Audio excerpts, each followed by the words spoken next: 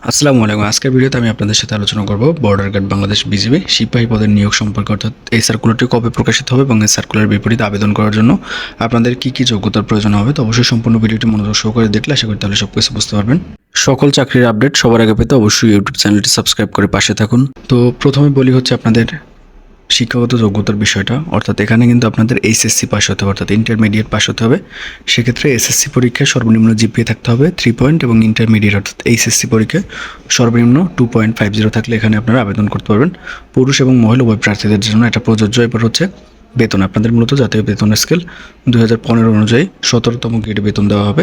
এরপর হচ্ছে আপনাদের বয়স থাকতে হবে 18 থেকে 23 বছরের মধ্যে। এরপর হচ্ছে উচ্চতা, আপনাদের উচ্চতা থাকতে হবে পুরুষদের ক্ষেত্রে 5 ফিট 6 ইঞ্চি, মহিলাদের ক্ষেত্রে 5 ফিট 2 ইঞ্চি এবং ক্ষুদ্র নৃগোষ্ঠী প্রার্থীদের ক্ষেত্রে আলাদা। ওজন 110 পাউন্ড, মহিলাদের ক্ষেত্রে 104 পাউন্ড।